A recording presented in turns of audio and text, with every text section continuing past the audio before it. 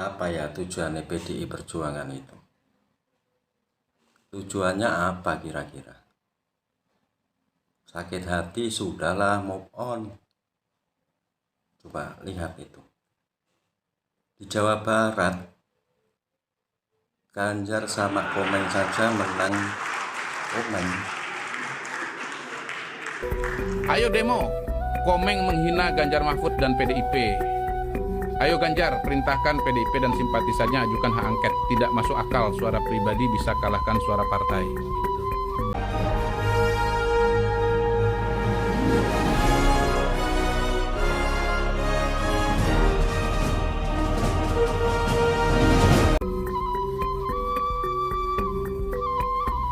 Jadi pagi-pagi saya di grup, ada yang posting begini nih, catat sejarah DPD Dewan Perwakilan Daerah, Komeng raih 5,3 juta suara.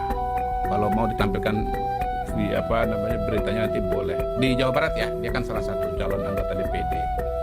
Lalu ada komentarnya nih yang menarik. Ayo demo, Komeng menghina Ganjar Mahfud dan PDIP. Ayo Ganjar, perintahkan PDIP dan simpatisannya ajukan hak angket. Tidak masuk akal suara pribadi bisa kalahkan suara partai. Maksudnya? Iya, karena suaranya Komeng itu 5 juta di atas suaranya Mas Ganjar Mahfud yang 2,8 apa gitu di Jawa Barat. Jadi bahwa suara pribadi ini bisa mengalahkan Capres. suara capres itu dianggap sesuatu yang TSM lah. Yeah. Sebetulnya suara-suara yang orang-orang populer itu bisa memang sangat-sangat tinggi gitu loh. Bandingkan seorang Komeng calon anggota DPD, satu di antara 50 calon anggota DPD, dia sendiri bisa dapat 5 juta. Sementara pasangan Ganjar Mahfud dari 3 paslon dapat 2,8 Di Jawa Barat. di Jawa Barat. Gitu. 28. 2,8. Hah? 2,8. Sementara Ganjar Mahfud ya paslon dari 3 pasang dapat 2,8. Tetapi ini juga nggak mengejutkan karena kan sebetulnya ada berita juga di Detikcom saya baca, Said Abdullah mengalahkan Ganjar Mahfud di Madura. Suara 500.000. iya, hampir 600.000 suara dia pribadi. Bayangkan seorang Said Abdullah, Caleg ya. suara caleg itu bisa mengalahkan suara calon presiden di dapil itu. Dan yang dikalahkan adalah Ganjar Mahfud. Dan kemudian yang menarik dari berita di Detikcom itu adalah sinyalemennya, bahwa jangan-jangan gara-gara ini Said Abdullah tidak akan dilantik. Dan sementara itu Ganjar Mahfud bisa juga sangat rendah ya, 16, berapa terakhir itu 16,7% lah katakanlah begitu. Jadi saya sebetulnya sangat prihatin ya kepada Mas Hasto karena beliau percaya ya dan mengutip hoax yang sumbernya itu beredar di media sosial, di X. Beliau ini termakan hoax. Saya prihatinnya itu dua. Satu, kok hoax itu bisa dimakan, tidak diperiksa, dan kemudian dinyatakan secara terbuka, dikutip di media massa ya. Liputan6.com ini kan media massa kan, bukan media sosial kan. Media arus utama. Media arus utama, media mainstream. Yang kedua, saya prihatin ya beliau sebagai sekjen partai besar kok kualitasnya begitu gitu loh. Begitu kualitas begitu ya. Iya buruk. Sebagai seorang sekjen partai besar kan tentunya harusnya bisa memverifikasi data itu dengan berbagai macam cara dengan staf yang begitu banyak. Kan sudah pernah saya ditanya di mana di sini kalau nggak salah. Gimana dengan Mas Hasto, ditantang apa enggak? Saya bilang kan orang baik kan. Gitu. Buat saya beliau masih baik tapi naif.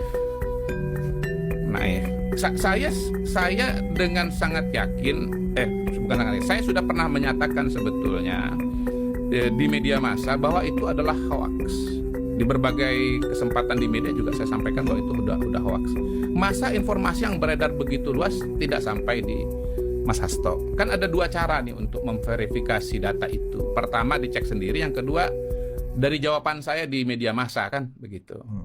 Nah, saya pun sebetulnya sudah dalam tanda kutip sambil bercanda kan challenge kepada Adi Napitpulu di acara di ALC ketika dia juga menyebut data itu ya sebagai bentuk kecurangan atau desain kecurangan lah. Di ARC itu bahkan mengatakan begini, saya challenge Adiana Pitupulu atau siapapun yang bisa membuktikan bahwa saya mendesain angka itu, maka akan saya kasih hadiah seharga GLS 450. Atau kalau justru sebaliknya dia tidak bisa membuktikan, dia yang kasih hadiah kepada saya.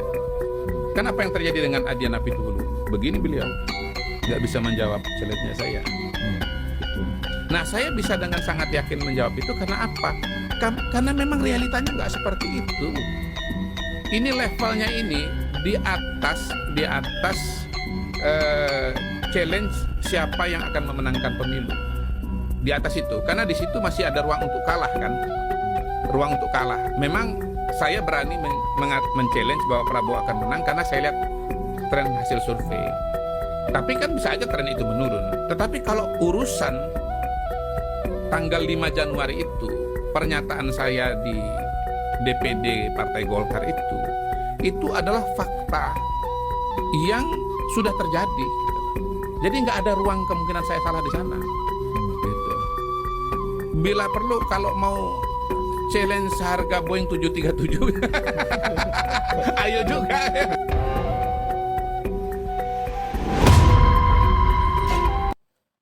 Apa ya tujuannya PDI Perjuangan itu? Tujuannya apa kira-kira?